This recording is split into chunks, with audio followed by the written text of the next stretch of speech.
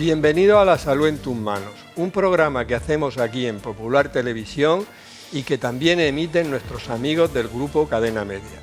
Hoy vamos a hablar de la apnea del sueño. Dormir bien es muy importante para la salud. De hecho, dormir bien es tan importante para la salud como una alimentación equilibrada y saludable y el ejercicio físico.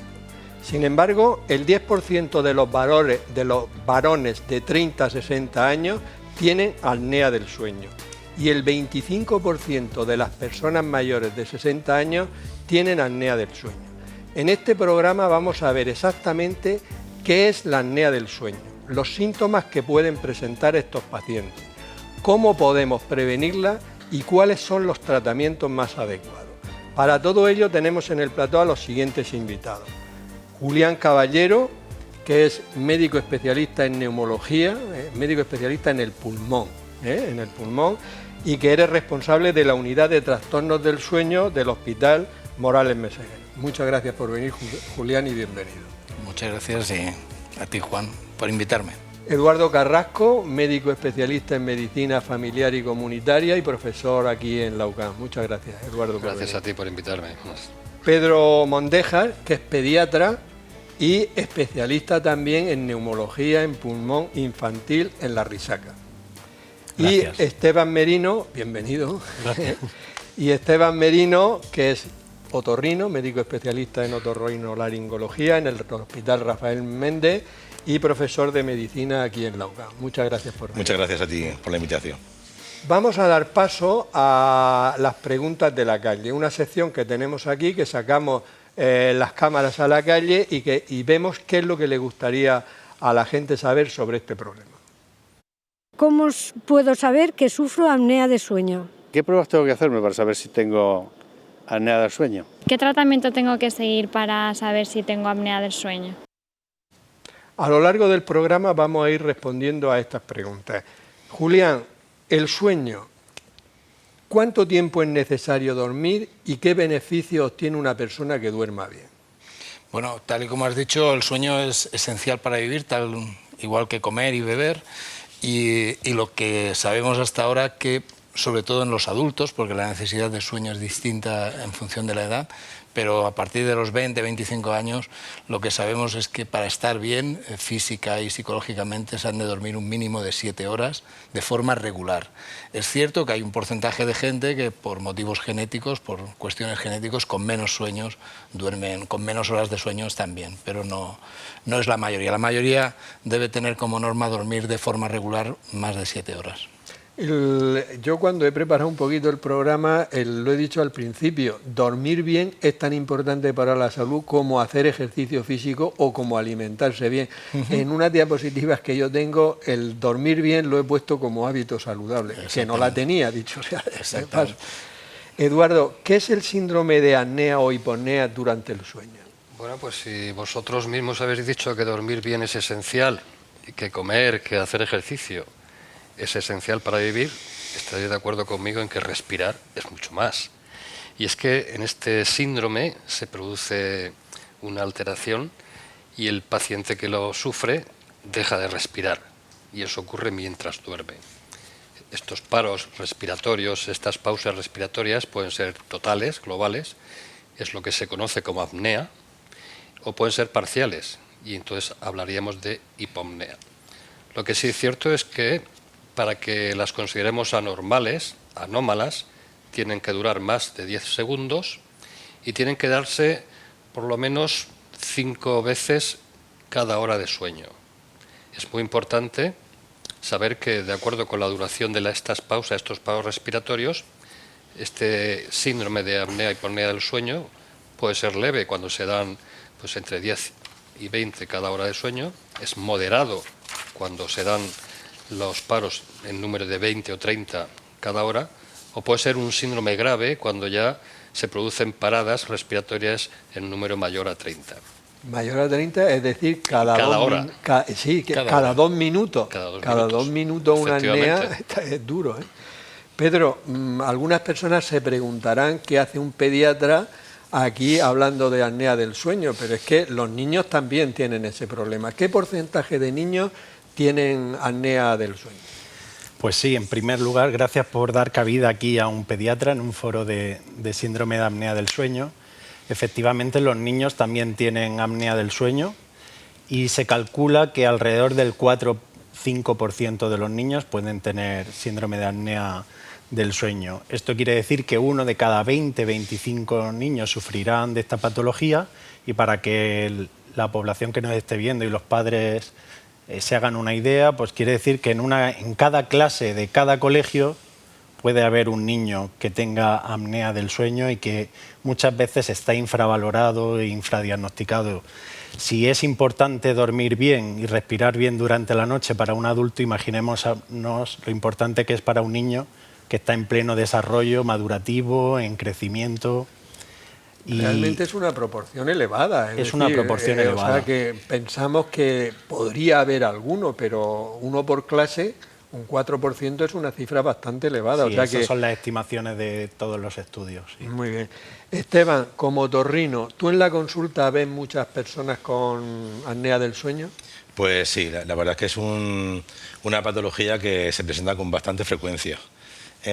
Aproximadamente 1 o 2 de cada 10 pacientes nuevos en la consulta viene demandando algún problema relacionado con los problemas para dormir y más concretamente con la apnea del sueño. Pero hay que pensar que dentro de los pacientes que vienen a la consulta de otorrino hay estudios que dicen que si hiciésemos una encuesta a los pacientes que vienen por otra patología, sacaríamos otro 15% de pacientes que presentarían también apnea del sueño. O sea que es un problema bastante frecuente. O sea que si lo buscan lo encuentran. Sí. Si lo buscan. Sí. Tenemos una sección que se llama Palabras de Médicos, donde nuestro profesor de latín y griego, Juan Carlos Ferre, nos va a decir de dónde viene la palabra apnea y de dónde viene la palabra sueño. Muy buenas, hoy les voy a hablar de la apnea. La apnea es una palabra griega compuesta por la a, que indica negación, y el verbo pnein griego, que significa respirar, es decir, que no respira.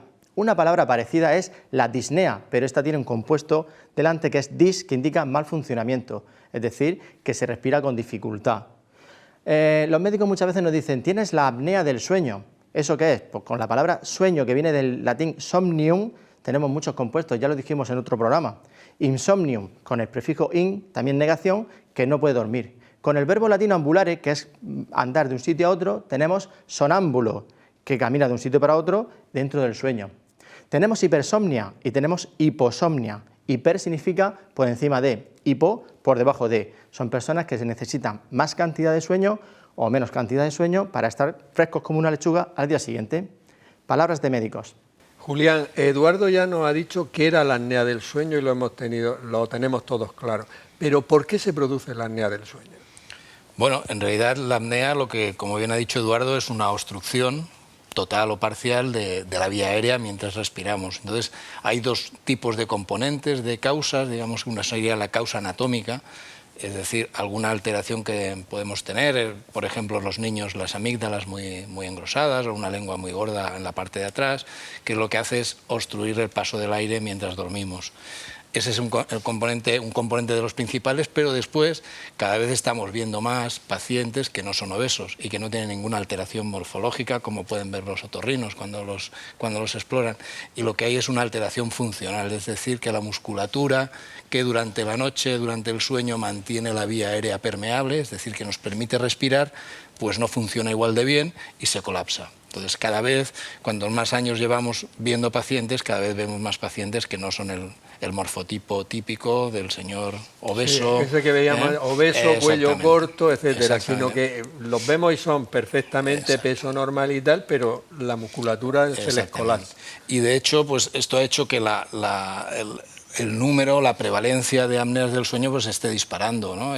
Las últimas estimaciones, que las tengo aquí porque no me acuerdo de memoria, son publicadas este mes pasado, son que en España habría un número de pacientes con apnea moderada severa, es decir, que necesitan un tratamiento específico, ya llega a ser del 16% de la población general. Es decir, que es una barbaridad. Es una barbaridad total. Ahora hablaremos de cómo podemos prevenirla. Eduardo, la gente no llega a atención primaria y dice, doctor, tengo apnea del sueño, sino que la gente, ¿qué síntomas te pueden hacer sospechar a ti que esa persona que ha ido a la consulta tiene apnea del sueño? Y si lo buscáis, el diagnóstico? Bueno, no creas, porque hoy con toda la disponibilidad de redes y el doctor Google, algunos llegan ya con el diagnóstico, ¿eh? O sea que... Pero bueno, a mí lo que me hace sospechar, en general a todos, es una triada clásica, son 3 cosas que van asociadas a la apnea del sueño. Primero es el ronquido. Es un ronquido fuerte que se ve interrumpido por una pausa respiratoria, por una parada respiratoria, que después puede ir seguido por movimientos del cuerpo, por jadeos, por crisis asfícticas, y de esto sabe mucho la pareja que duerme con el enfermo, teniendo en cuenta también una cosa, y es que hay un 40% de hombres y un 20% de mujeres que roncan, y no quiere decir que tengan este síndrome, con lo cual este ronquido no solo por el ronquido vamos a diagnosticar una apnea del sueño. Necesitamos también que este ronquido con estos movimientos posteriores sea objetivado por la pareja que duerme con este paciente. Y en tercer lugar, pues esta lucha nocturna por respirar se va a ver trasladada al día siguiente en un aumento de sueño, una hipersomnolencia excesiva en situaciones que no son normales. Durante la noche también pueden haber despertares, aumenta la frecuencia de emisión de orina, pueden haber pesadillas, sudoración, y al final, al día siguiente, hay que tener en cuenta que esto no ocurre una noche, sino que son muchas noches, muchos días. Es una enfermedad crónica, con lo cual hay un cansancio generalizado, una disminución de no solamente de lo que es la capacidad, ¿no?, de trabajar, sino también incluso hay alteraciones de memoria, hay déficit cognitivo, hay déficit de reflejos. Todo eso se va acumulando y al final aparecen las depresiones, las irritabilidades, la ansiedad. Hay que tener también, preguntamos mucho, porque a veces las caídas de los ancianos por la noche pueden ser debidas a que tengan una apnea de sueño. El patrón en la mujer no dista mucho de ser este que he comentado, que es más característico del hombre, pero ellas quizás se quejen más de la cefalea, o sea, del dolor de cabeza por la mañana, de la fatiga esa crónica que decía, y un poquito de trastornos depresivos y de ansiedad. Si todo esto, encima de todo, ese paciente o bien padece una enfermedad cardiovascular o metabólica como la diabetes, o tiene factores de riesgo, pues es sospecha máxima de que puede tener una apnea del sueño. Pedro, ¿por qué sería importante diagnosticar y tratar a los niños con apnea del sueño? Bueno, es sumamente importante diagnosticar a un niño con síndrome de apnea del sueño, porque la edad a la que más frecuente se produce es entre los 2 y 5 años. Es la edad en la que el niño mayor aprendizaje está adquiriendo. Es un momento de aprendizaje, de desarrollo, de crecimiento. Es vital para su vida posterior. De hecho, se dice que lo que es un niño en un momento será el adulto del mañana. Por tanto, en ese momento en que el niño está teniendo apnea del sueño, puede tener una alteración del desarrollo neurológico, del desarrollo cognitivo, es decir, de la adquisición de habilidades, de déficit de atención en el colegio, de no prestar atención en clase, de no adquirir el conocimiento necesario para cualquier niño. Y a diferencia de los adultos que frecuentemente tienden a ser más obesos en el caso de la apnea del sueño, los niños, cuando tienen apnea del sueño, les produce justo lo contrario. Se paraliza el crecimiento, se detiene la talla y si la apnea del sueño es muy grave, incluso empiezan a perder peso. Por tanto, es de vital importancia que los médicos de atención primaria, que los padres estén atentos a si ven algún problema conductual, que se fijen en el sueño, y luego también en el colegio, cómo va ese niño, si descansa bien por la noche, porque es una de las causas también de retraso escolar. Y luego, si la apnea del sueño fuera muy grave, a largo plazo ya podría producir los mismos problemas que ahora probablemente nos explicarán los compañeros en adultos, porque está relacionado con problemas cardiovasculares a largo plazo. Muy bien. Esteban, en la consulta de otorrino, ¿cuáles son los síntomas que refieren los pacientes? Pues a nuestra consulta acuden 3 tipos de pacientes. Acuden los pacientes remitidos por otros especialistas, por ejemplo, por neumología, para que nosotros exploremos la vía aérea y demos nuestra opinión sobre el caso. Y luego vienen dos tipos de pacientes. Los que vienen acompañados por alguien de su entorno, que suelen ser o bien los adultos, vienen con su pareja porque ronca mucho y entonces no lo soportan, y entonces esa es la principal queja. Y cuando vienen solos, que es el otro tipo de pacientes, normalmente se quejan, en el caso anterior serían tanto adultos como niños. Los niños también vienen con sus padres porque roncan mucho y tienen pausas de respiración, y además últimamente ya traen sus vídeos grabando por la noche todo el sueño, ese sueño con disconfort. Y luego, por fin, viene otro tipo de pacientes que vienen por sí mismos, estos no suelen venir acompañados, y vienen por cansancio. Y además estos pacientes suelen tener profesiones relacionadas con una situación en la que tienen que estar muy alerta, o sea, por ejemplo, conductores. Vienen bastantes conductores o choferes que tienen cansancio y necesitan para su trabajo pues estar bien despiertos. Hablaremos ahora de los peligros de la carretera y de todo esto. Julián, si una persona tiene apnea del sueño, ¿qué repercusiones puede tener eso en la salud de la persona? Bueno, tal y como hemos ido ya esbozando, parece evidente que no es una enfermedad a tomarse en broma, ¿no? Lo cierto es que desde hace ya muchos años la apnea del sueño se considera un problema de salud pública. ¿Por qué? Porque es una enfermedad con mucha prevalencia. Ya hemos comentado antes que hasta un 16% de los adultos en España lo tienen. Segundo, porque tiene muchas repercusiones, que ahora comentaremos, muchas repercusiones tanto clínicas como sociales. Y la tercera causa por la que se considera un problema de salud pública, o sea, un tema a considerar, es porque tiene una solución relativamente, o sea, tiene un tratamiento muy eficaz de momento. Puede ser incómodo, pero muy eficaz. ¿Qué consecuencias tiene para la salud de los pacientes que tienen apneas? Cada vez, yo a mis pacientes siempre les digo que esto es como la aloe vera, cada vez le descubren más cosas, ¿eh? Lo que ya está muy bien, digamos, estudiado y aceptado por toda la comunidad científica es que altera muchísimo la calidad de vida.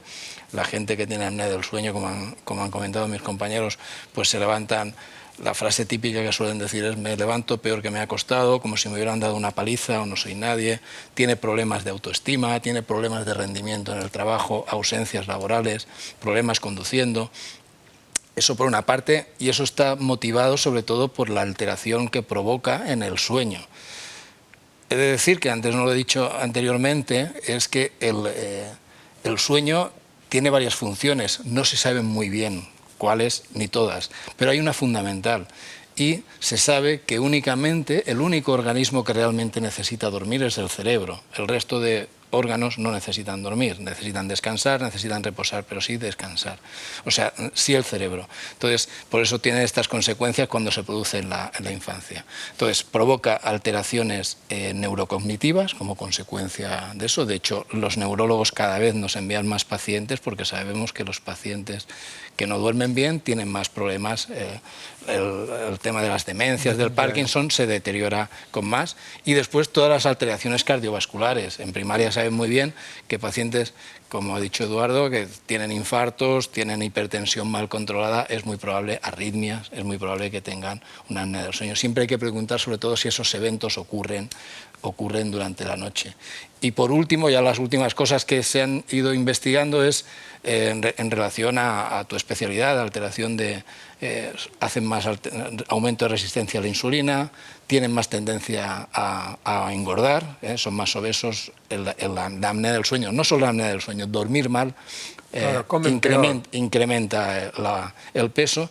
Y en los últimos años, en algún estudio que hemos participado, también parece apuntar que los pacientes que tienen apnea del sueño, por el deterioro que tienen en el oxígeno durante las obstrucciones que provoca la apnea, tienen una peor evolución de los tumores. Lo hemos estudiado aquí en España, hemos hecho un estudio con el melanoma, pero hay otros estudios fuera de España que parece que van en esa línea. No es que sean causa de los no, tumores, pero sí sino que hacen que tengan peor respuestas a los tratamientos y sean más agresivos. De todas maneras, yo creo a veces las personas normales de la calle, si se les dice todo esto, o sea, a veces dicen, pues sí que yo, que me gustan mucho los ejemplos, por mi especialidad, por endocrino, por ver a personas gordas, y yo siempre les pregunto, ¿no? Y entonces cuando clínicamente creo que tiene una apnea del sueño, les digo, los derivo para que se hagan las pruebas, ¿no? Que ahora hablaremos. Pero yo les pongo el siguiente ejemplo. Quiero decir, a ver si está bien. Digo, a estas personas que normalmente son mayores, digo, ¿tú te acuerdas cuando éramos pequeños y nos capuzaban? Digo, pues tú imagínate que te capuzan. Cuando te vas a ahogar te levantan la cabeza. A los 3 minutos te vuelven a capuzar. Cuando te vas ya que no puedes más te levantan la cabeza. Y así te tienen 5 o 6 horas. ¿Cómo estaría? Dice, muerto. Digo, pues así está. Este mismo ejemplo es el que pone mi enfermero, que colabora allí, cuando algún paciente es reticente a ponerse la CEPAP. Vale. No, pero es que Entonces, valen porque a veces la gente no lo valora lo suficiente. Este programa creo que es muy interesante porque que vea a las personas que es importante. Eduardo, hemos visto las repercusiones y hemos hablado un poco de la obesidad, pero ¿qué otros factores favorecen el desarrollo de la apnea del sueño? Bueno, hay unos factores que son modificables, podemos actuar sobre ellos para intentar controlarlos, y hay otros que desgraciadamente no podemos actuar sobre ellos. Desde luego la obesidad yo creo que es el principal, y además hay el 80% de los pacientes que tienen apnea del sueño son obesos. Ha habido una correlación que por cada 10 kilos de sobrepeso que tengamos se dobla la posibilidad de padecer un síndrome de apnea del sueño. Y más, todavía mejor que lo que es el peso, es la distribución de la grasa. Porque claro, no es lo mismo una persona con un cuello gordo, grasiento, que una persona que tenga pues a lo mejor una obesidad ginecoide, como tienen las mujeres. Es muy importante esto de la obesidad. Luego tenemos los tóxicos. Es decir, el alcohol, por ejemplo, sabemos que es un depresor de la respiración. El tabaco produce inflamación y obstruye esas vías aéreas. También fármacos como los sedantes, los opiáceos, los relajantes musculares pueden intervenir en la producción de este síndrome. Ciertas enfermedades, como por ejemplo las que producen alteración de la estructura ósea, como la acromegalia, el síndrome de Down, los ictus, que también producen parálisis. Estas enfermedades están muy relacionadas con la producción. Hay pacientes que aquí en Murcia los vemos todos, es decir, pacientes que tienen una congestión nasal crónica. Aquellos que tienen una rinitis alérgica de estas terribles que no descansan ni por la noche también son más propensos a presentar un síndrome de apnea del sueño.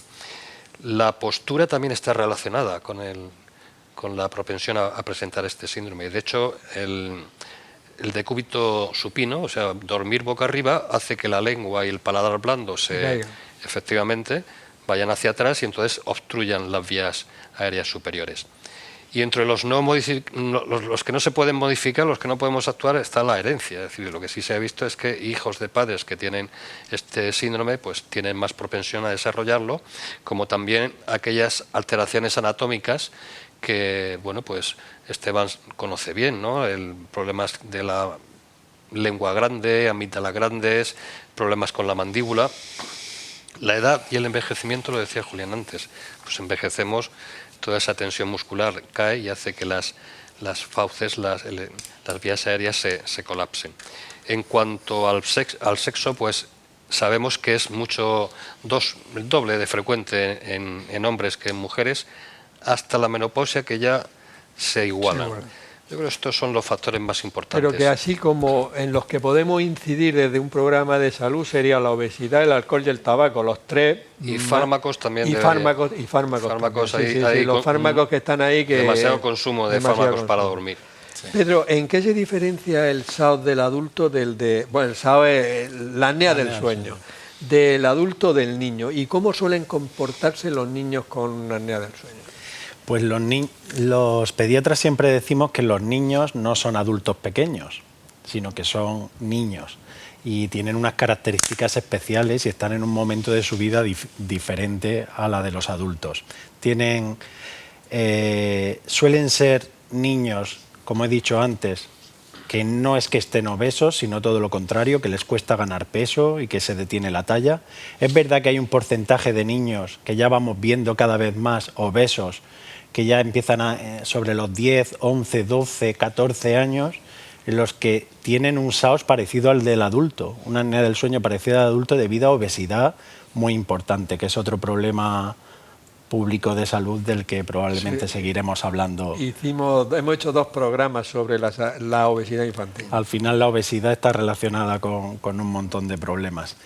Es interesante saber que bueno, los niños no suelen fumar activamente, pero sí pueden ser fumadores pasivos. Pues los niños fumadores pasivos se ha demostrado que tienen más probabilidad de tener apnea del sueño por las sustancias tóxicas que inhalan de lo que llamamos el tabaquismo pasivo, que probablemente fumen sus padres. Y si la madre ha fumado durante el embarazo, también tienen más probabilidad de tener bastantes patologías, como el asma, pero también se ha visto un aumento de la incidencia de apnea del sueño. El niño con SAOS, con apnea del sueño, suele ser un niño irascible, irritable durante el día, por el motivo de no haber descansado bien y no haber dormido bien. Es frecuente la inquietud, la hiperactividad, el déficit de atención, no se encuentra a sí mismo, es difícil de controlar, tiene rabietas inexplicables y es menos frecuente que se despierte por la noche. Ellos siguen durmiendo, son inconscientes a lo que realmente le está ocurriendo y también es muy raro que tengan somnolencia diurna, a diferencia de los adultos. Es decir, el niño suele tener justo lo contrario. Sí, ahí hay unas diferencias claras y una llamada de atención que has hecho, que ya estáis viendo más niños con apnea del sueño, igual que los adultos, secundaria a la obesidad que tienen.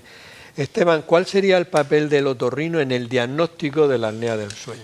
Hombre, yo creo que es un papel muy, muy importante porque nosotros somos los que controlamos y exploramos la vía aérea y entonces somos realmente los que vamos a definir si existe alguna alteración ocupante de espacio, es decir, una desproporción entre normalmente las anginas y las vegetaciones en los niños o en los adultos, si puede haber también alguna hipertrofia de las anginas, algún aumento de tamaño de las anginas, aunque es más infrecuente, pero sí hay hipertrofias de paladar o de base de lengua o una conformación de la mandíbula que hacen que predispongan a la apnea del sueño. Nosotros cuando vemos a un paciente fundamentalmente pensamos en un tratamiento por nuestra parte quirúrgico. Y entonces pues nos fijamos más en las cosas anatómicas, hablaremos de eso ahora. Aunque también, si me perdonas, pues hay otros temas en los que podemos mejorar la calidad del paciente, la calidad de vida del paciente, que ya está incurso en un tratamiento con CEPAP, porque el CEPAP va a producir algunos problemas que nosotros también podemos abordar y solucionar en parte. Ahora vamos a hablar del tratamiento. Julián, vamos a imaginarnos que Eduardo ve a un paciente, sospecha que tiene apnea del sueño, te lo manda a una unidad específica como tenéis vosotros. ¿Qué pruebas le hacéis para el diagnóstico de certeza de la apnea del sueño? Bueno, si me lo manda Eduardo, tal y como me lo ha explicado, directamente voy a la prueba, ¿vale? Pero lo habitual no es esto, lo habitual es que tengamos que hacer una historia clínica dirigida. También lo ha comentado Eduardo, es fundamental que a la consulta acuda el compañero de cama o alguien que haya observado al paciente mientras duerme, porque a veces el paciente no es consciente de lo que le ocurre. Entonces es muy típico que el marido sobre todo venga y cuando le preguntas quién le envía, no me dice el doctor tal, me dice mi mujer, porque normalmente van inducidos por ellos. Entonces una historia clínica muy dirigida y muy completa, intentamos hacerlo lo más completa posible, porque no hay que olvidar que la apnea del sueño es una enfermedad del sueño, pero no es la única enfermedad del sueño. Hay muchas enfermedades, hay hasta más de 70 enfermedades del sueño, digamos, catalogadas, ¿no? Eso primarias. Entonces, claro, hay que pensar en otras cosas, no solamente en la apnea del sueño, en el insomnio, narcolepsia, piernas inquietas, que también pueden estar por ahí y a veces coinciden. Nosotros normalmente, después de hacerle una historia clínica más o menos extensa, con todos los datos que nos ha comentado Eduardo, pues lo que hacemos también es casi siempre, o en una gran mayoría de casos, aunque a veces los otorrinos no están de acuerdo, los mandamos para hacerle una exploración ORL básica. ¿Los mandáis al otorrino por una exploración? Normalmente sí, pero ya digo que los otorrinos no todos están de acuerdo que se necesite hacer esta exploración básica. Y una vez tengamos una sospecha de que tiene una apnea del sueño, pues podemos hacer dos tipos de estudios. El que más hacemos es un estudio que se hace en domicilio, que se llama poligrafía, y en el cual lo que se hace es poner una grabadora, que es una grabadora de señales, no graba sonidos, que se lo explicamos al paciente, el paciente se lo lleva a casa, es un aparato muy sencillo, se lo lleva a casa y ahí lo que vamos a monitorizar es si tiene apnea, si no tiene, cuántas tiene por hora, vemos los movimientos respiratorios, la repercusión en la saturación de oxígeno, la repercusión en la frecuencia cardíaca, y con esto hacemos la prueba. Esta, ya digo, la hacemos en el 80% o más, probablemente 90% de los casos. Lo hacemos en casos que no tienen otra patología de sueño asociada que nos pueda confundir a la hora de interpretar los resultados. Cuando tenemos esas otras patologías u otras enfermedades que nos puedan confundir los resultados, hacemos lo que se llama una polisomnografía, que esta sí que requiere un ingreso hospitalario y que, a diferencia de la otra, monitorizamos también el sueño. Es decir, en esa prueba sí que ponemos cables en la cabeza, los pacientes siempre se ríen mucho, y ahí vemos realmente si está durmiendo, porque esta es una enfermedad que se produce únicamente si se duerme. Entonces, si no dormimos, exactamente, entonces podemos hacer a alguien una poligrafía, que se lleve el aparato a su casa, pero que no duerman toda la noche. Entonces no sabemos si tiene apneas o no. Sabemos... Ya, pero no me ha parecido interesantísimo lo del aparatico este que se llevan a su casa, que incluso eso lo hacéis en el 80% de los casos. Pues tenemos una sección que se llama Pruebas Médicas, en la cual vamos a hablar de la polisomnografía, que se utiliza para el diagnóstico de la apnea del sueño cuando está indicada.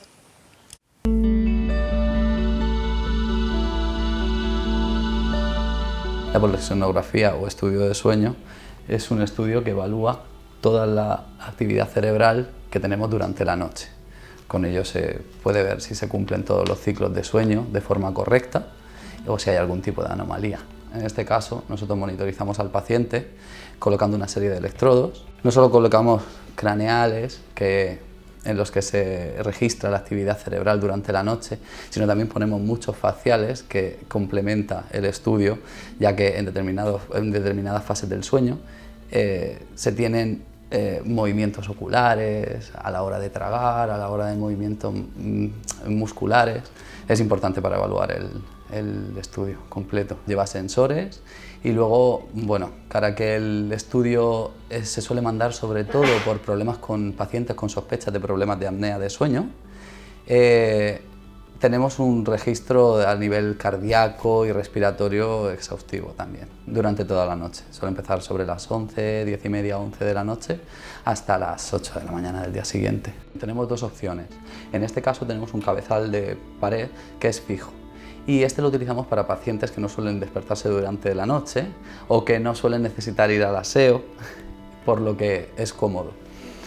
Este cabezal envía la información a la habitación, nosotros estamos al lado, envía toda la información del registro que se está haciendo y se grabaría en el ordenador, ¿vale? Durante toda la noche. Aparte, tenemos cámaras que nos sirven como justificante a la hora de, como nosotros estamos vigilando el estudio durante toda la noche, si hay algún tipo de anomalía siempre podemos mirar la cámara y tenemos que ir haciendo anotaciones, tanto si el paciente se está moviendo, si necesita orinar, si cualquier cosa, y hay una interrupción del estudio y por eso deja de haber una correcta lectura, por eso está también monitorizado visualmente. Principalmente lo que evalúa es la actividad cerebral, ¿vale? Entonces, se puede saber si los sueños, si dentro de los ciclos de sueño que hay durante una noche hasta llegar al sueño REM, todos los no REM 1, 2, 3, se hacen de forma completa y si ese descanso es completo, principalmente.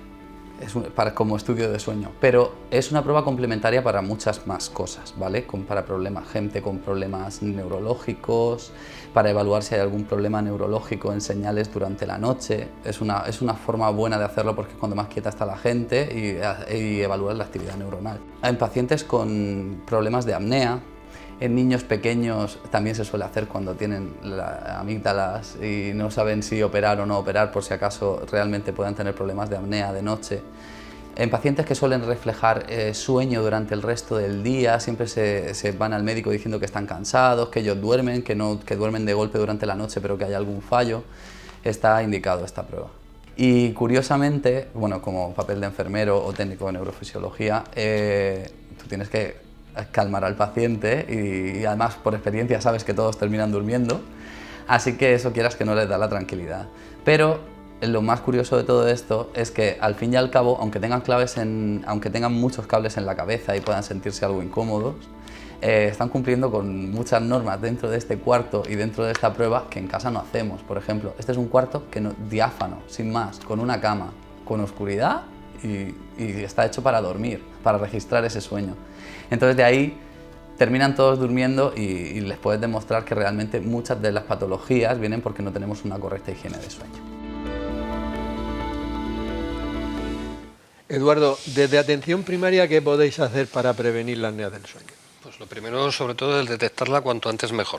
Eso es lo primero. Y lo segundo es luchar, tratar de controlar todos los factores estos de riesgo que yo he enumerado antes. Básicamente, estilos de vida saludables, medidas del sueño, dormir bien y ejercicio. Ejercicio, muy importante. Pedro, díselo a los padres que nos estén viendo. ¿Cuándo pueden sospechar que un hijo suyo o una hija tiene una apnea del sueño? El primer síntoma, como en los adultos, es el ronquido. Los niños, si no roncan, es raro que tengan apnea del sueño. Y luego otros síntomas son las apneas, que ellos ven cómo hace paradas de respiración que siguen a ese ronquido. Y luego muy frecuente en niños que adopten posturas anómalas en la cama, que se muevan mucho, que se hagan pipí encima cuando ya habían conseguido el control de los esfínteres. Y es muy frecuente que empeore en invierno por los catarros y los procesos de amigdalitis.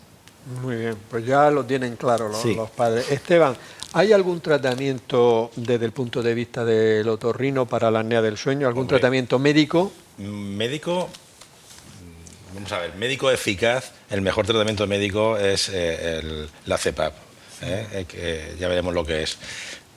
Nosotros como tratamientos médicos lo que hacemos es tratar las patologías, por ejemplo una rinitis o una amigdalitis en pacientes que están al borde de tener una apnea del sueño y suelen mejorar. Son tratamientos que son efectivos. Una vez que el cuadro está establecido y hay una hipertrofia muy grande de las anginas, pues los tratamientos médicos ahí no son útiles. No hemos hablado de un tratamiento que se puede considerar médico, que es el avance mandibular.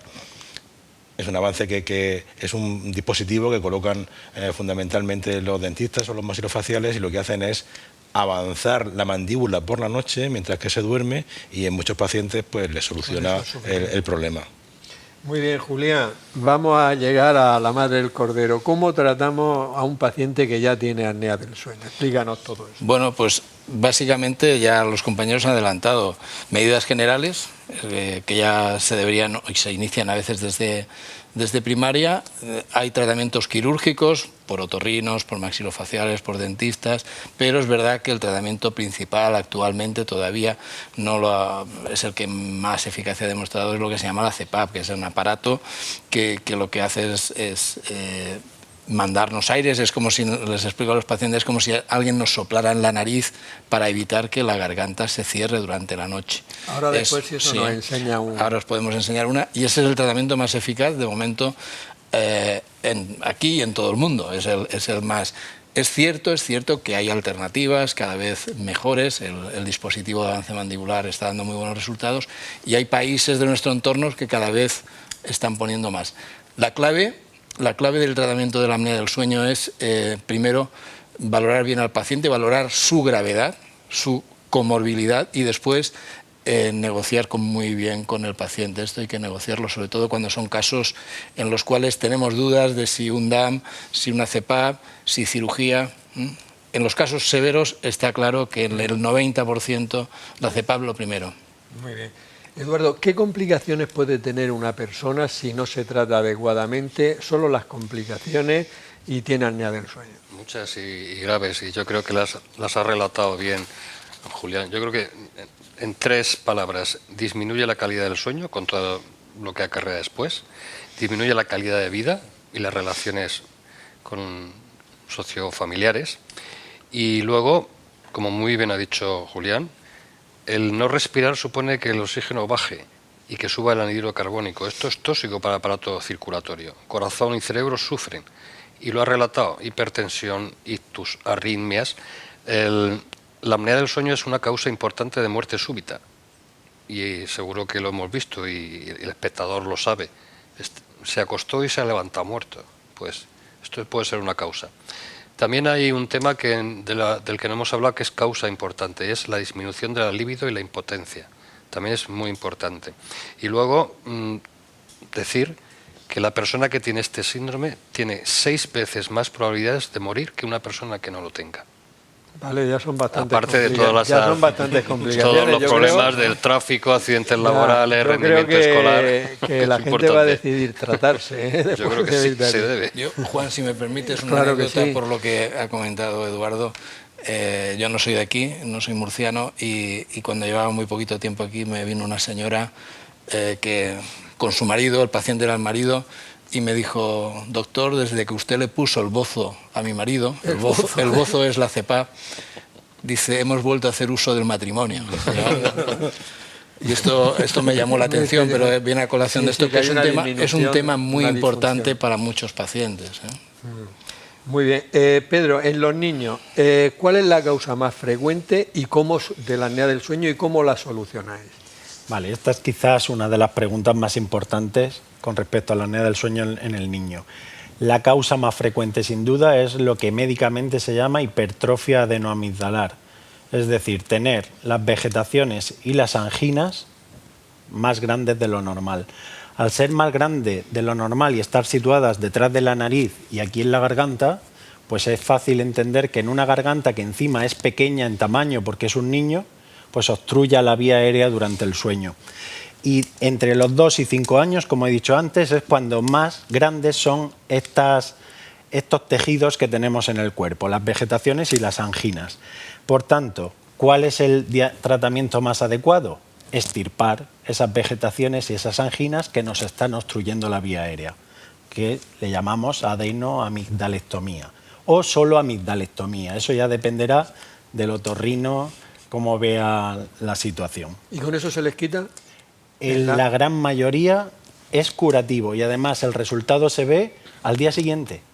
Los padres se quedan alucinados, dicen, ha cambiado mi hijo. Era un niño antes y ha cambiado y ha pasado a ser otro niño.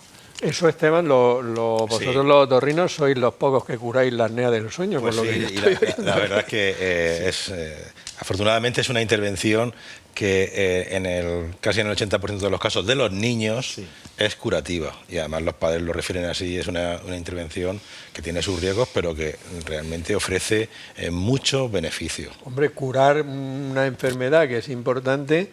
Julián, vamos a hablar ya de la CEPAP. Creo que tiene un aparato ahí, sácalo. Si me permitís. Dinos qué es la CEPAP, cómo funciona. Bueno, la CEPAP es un acrónimo de lo que realmente es. Significa en inglés, es un dispositivo, un aparato que lo que nos envía es aire a presión en la vía aérea.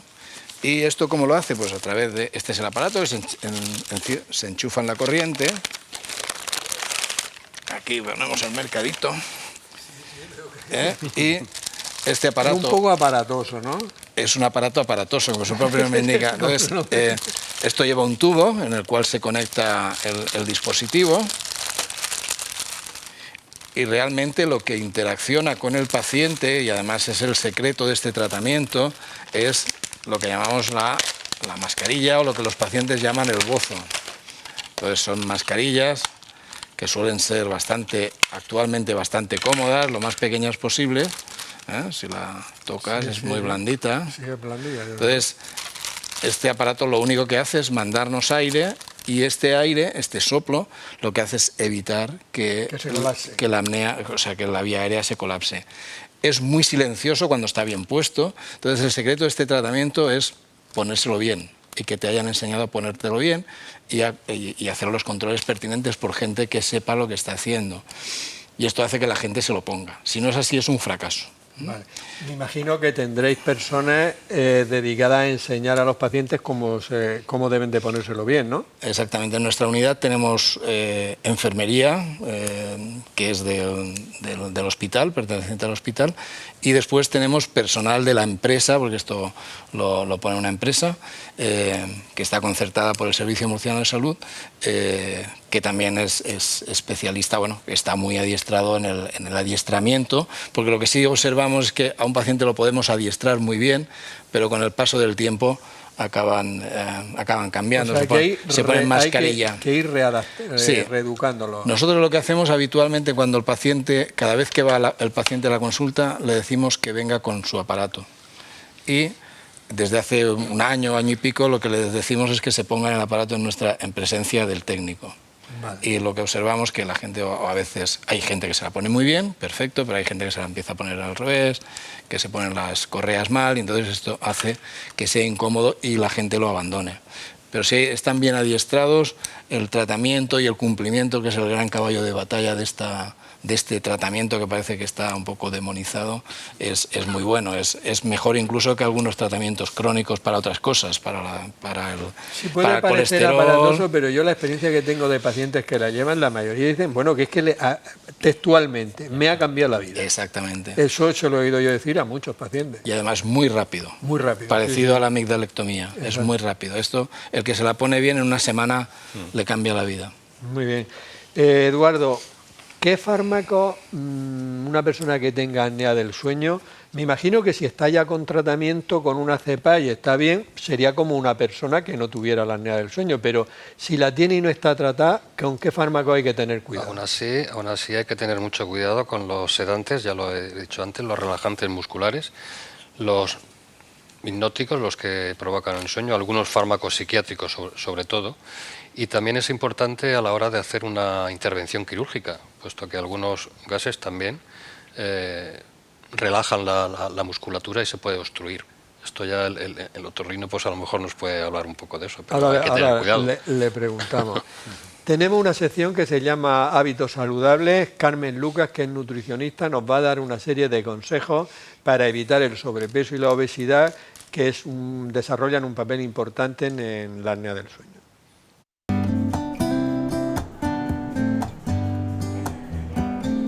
Lo ideal para evitar la obesidad es principalmente una alimentación sana, lo más parecida a una dieta mediterránea, o la dieta mediterránea sí puede ser, y también pues realizar actividad física, es decir, evitar el sedentarismo, evitar pues tener una vida poco activa.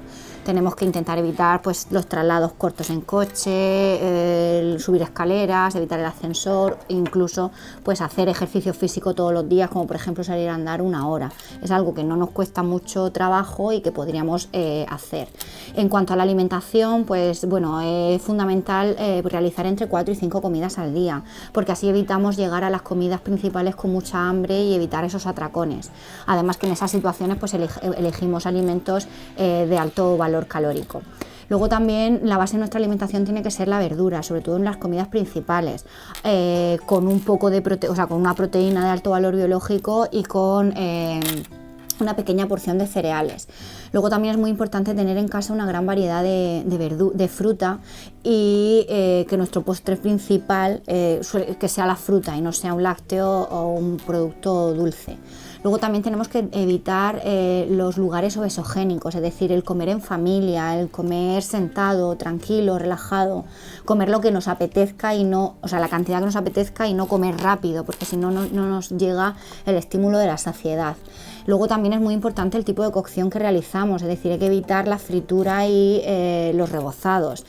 Y por supuesto, pues evitar aquellos alimentos ricos en grasas, en azúcar y en sal, como son los procesados y los ultraprocesados. Para eso necesitamos saber leer las etiquetas, es decir, es muy importante que la persona cuando va a comprar un producto se fije en la etiqueta e intente no consumir aquellos productos que son ricos en grasas saturadas, que tengan más de 1,5 gramos de grasas saturadas, o más de 5 gramos de azúcares simples, o más de 1 gramo de sal, que son los productos que pueden fomentar a esta obesidad. Julián, creo que un número importante, he leído que hasta el 10% de los accidentes de tráfico son producidos porque la persona que lo tiene tiene una apnea del sueño. ¿Qué conclusión podemos sacar de este dato? Y si en tráfico esto lo miran, no lo miran, si tenéis que hacer informes de que están tratados, etcétera. Sí, en efecto, de hecho la prevalencia es aún mayor. Los datos que hay que corren de la Dirección General de Tráfico, los europeos, que hasta un 20-25% de accidentes son por somnolencia. Es verdad que es muy difícil de cuantificar, porque nadie reconoce cuando tiene un accidente que tiene somnolencia, ¿no? Entonces hay que saber sospechar que ese accidente ha sido por esto. Entonces, ¿qué repercusiones tiene? Pues muchas, porque desde el año 2016 está en vigor dentro de la ley de la Dirección General de Tráfico, pues nos pone como condicionantes que pacientes con apneas del sueño moderadas y severas, si no están bien controladas y bien tratadas, no se les puede renovar el carnet. Entonces, cuando acuden a un centro de reconocimiento, tienen que acudir con un informe emitido por una unidad de sueño certificando de que están controlados. Esto en los pacientes o en las personas que tienen un carnet, digamos, normal, no profesional. Pero cuando son profesionales, camioneros, conductores de autobús, los que tienen un carnet algo distinto al B1, creo que se llama, necesitan pasar ese control una vez al año. Es decir, que eso implica pues mucha recurrencia en las consultas. Yo una vez fui a renovarme el carnet de identidad, una de las últimas veces, y donde me lo renové, lógicamente te hacen unas preguntas si tienes alguna enfermedad, y me dijo, aquí es el único sitio donde todo el mundo niega que tiene enfermedades. Claro. O sea que, Claro. De verdad, y de aquí todo el mundo está sano. De hecho, para evitar esto, en otros países el que emite este informe sobre la idoneidad para la conducción no es el centro de reconocimiento, sino el médico de atención primaria, que conoce bien al paciente, ¿no? Que yo creo que sería bastante más lógico, ¿no? Muy bien. Eduardo, si una persona tiene apnea del sueño y más o menos está bien, ¿hay algún síntoma que diga, cuidado, me pasa esto, tengo que ir al médico ya porque esto no es normal? Sí, yo creo que si una persona, por ejemplo, está tratada, ¿no?, con la CEPAP y ve que reaparece la sintomatología de la que hemos hablado, o por ejemplo que aumenta el número de paradas por hora, tiene que acudir al médico. Quizás sea necesario hacer otro estudio y evaluar cómo está esa CEPAP. Muy bien. Pero ¿hay niños y niñas que tengan más probabilidad al desarrollo de la apnea del sueño que no sea ya por las vegetaciones o por la hipertrofia amigdalar? Pues sí, ya que hemos dicho niños y niñas, decir que no hay diferencia. A diferencia de en adultos, no hay diferencia por sexos. Niños y niñas tienen la misma incidencia porque la causa fundamental es la hipertrofia amigdalar. Pero aparte hay que tenerlo en cuenta en niños pequeños con determinados síndromes muy pediátricos y que los pediatras conocemos mucho, como por ejemplo, y el más conocido es el síndrome de Down.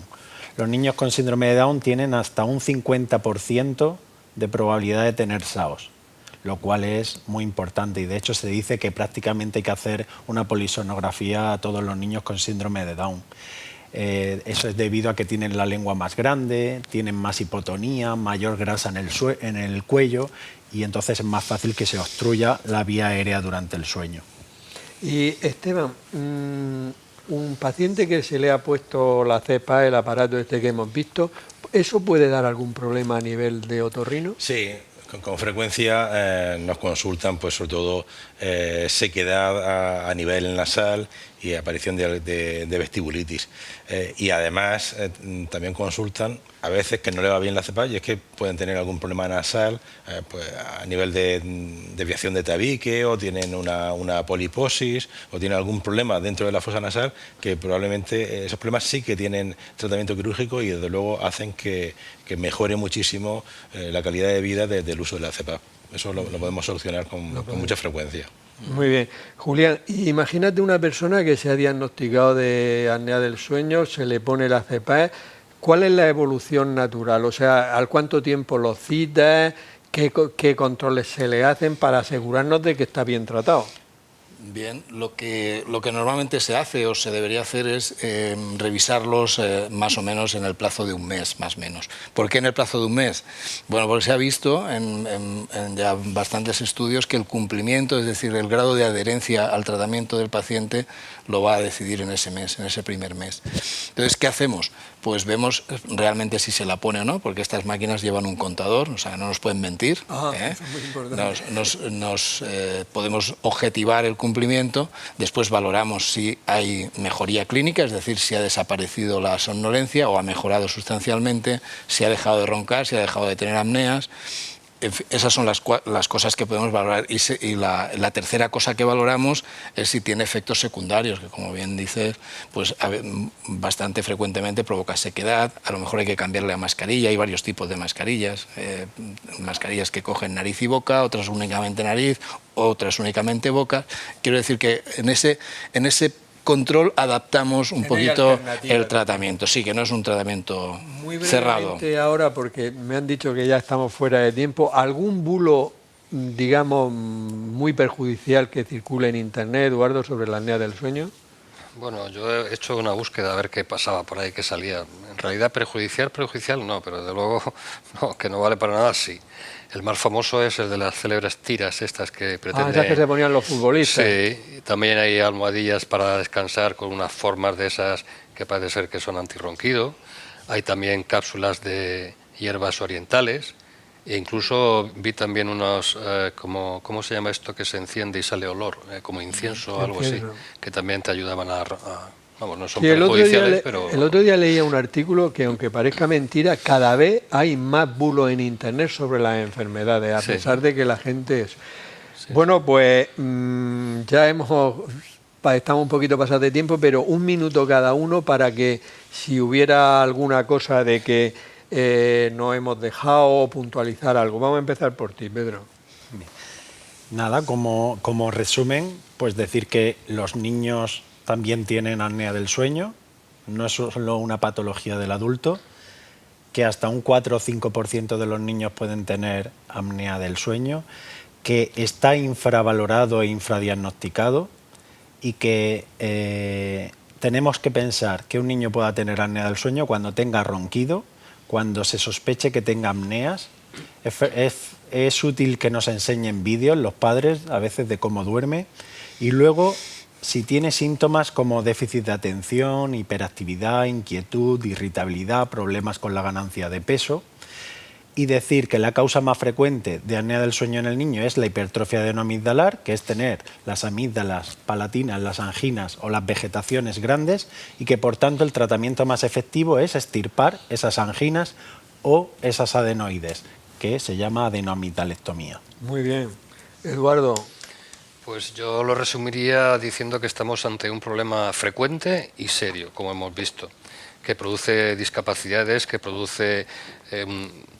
interfiere en lo que es la actividad normal, que es capaz de matar no solamente al paciente, sino que de vez en cuando, como hemos visto con accidentes laborales y de tráfico, a otras personas, que es imprescindible la detección precoz, que yo diría que es necesario que la gente o el espectador se quede con esa triada de la que yo hablaba, ronquido, más objetivar de que hay una parada, más algún síntoma al día siguiente, sería causa necesaria para ir a visitar al médico de atención primaria, que es imprescindible controlar los factores de riesgo, y yo creo que también es importante convencer al paciente de que el tratamiento solo es eficaz si hay una adherencia, si hay un cumplimiento masivo, aunque moleste al principio, pero después merece la pena para evitar todas estas enfermedades cardiovasculares, porque al fin y al cabo el ronquido, Juan, no sé si estarás de acuerdo conmigo, es una cosa como que la gente lo asume, es decir, bueno, todo el mundo ronca, vale, no pasa nada, ¿no?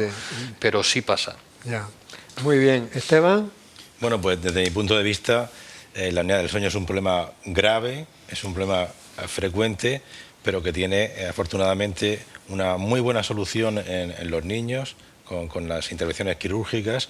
A veces también en los adultos se puede mejorar con una intervención quirúrgica, y si no, pues tenemos siempre la CEPAP. Y un punto también que quería añadir y que nosotros vemos de vez en cuando, y yo pienso que no hemos hecho énfasis, el perder peso en adultos mejora la apnea del sueño. Bueno, te agradezco que lo digas eso, y yo como endocrino no he querido meter baza, pero es que realmente a muchos hasta dejan de roncar. Efectivamente. O sea que es un tratamiento curativo a veces, muy importante. De hecho, yo he comentado que veo mucho en la consulta que vienen porque tienen obesidad, no por la apnea del sueño, pero me parece una puntualización muy, muy importante. Julián. Bueno, yo creo que habéis hecho entre los tres un resumen perfecto. Pero como tú eres el especialista, te hemos dejado el último minuto. Muy bien, muchas gracias. Bueno, yo primero de todo decir que sueño, el sueño es esencial para la vida, que le hemos de dar la importancia que realmente tiene, que hay que dormir un mínimo de 7 horas para estar bien, la gran mayoría de nosotros, y que la apnea del sueño es un problema de salud pública y que por tal motivo, porque es un problema de salud pública con una prevalencia enorme, tenemos que exigir a nuestras autoridades sanitarias para que dote de medios a los hospitales de nuestra comunidad, que están bastante infradotados respecto a otras comunidades. Entonces, eso lo tenemos que transmitir. Y, bueno, que hay tratamientos muy, muy eficaces y baratos. Además, son muy baratos. Bueno, tenía aquí una pregunta sobre cómo estamos en Murcia en relación a otras comunidades, pero siempre el problema del tiempo. Pero bueno, me parece muy bien que hayas dicho de que hay en otras patologías, en los programas que hacemos aquí, Murcia está muy bien con respecto a otras comunidades, pero por lo que acabas de decir, en esto estamos por debajo de la media. Sí. Así que hablaremos con Sanidad para que tome las medidas oportunas. Muy bien, muchas gracias. Pues nada, yo daros las gracias, de verdad, creo que el programa ha sido extraordinario, práctico. Se ha puesto de manifiesto una enfermedad que es un problema de salud pública. 16% de la población tiene esta enfermedad, sobre todo que en algunos casos podemos prevenirla, como en el de la obesidad, pero en los casos que el paciente ya tiene la enfermedad, que existen tratamientos muy adecuados y que va a mejorar muchísimo la calidad de vida y va a tener el paciente muchas menos complicaciones. O sea, creo que lo habéis dejado magníficamente explicado. Por mi parte nada más, daros las gracias por seguirnos cada semana y nos vemos la próxima semana en un nuevo programa de La Salud en tus manos. Que seáis muy felices.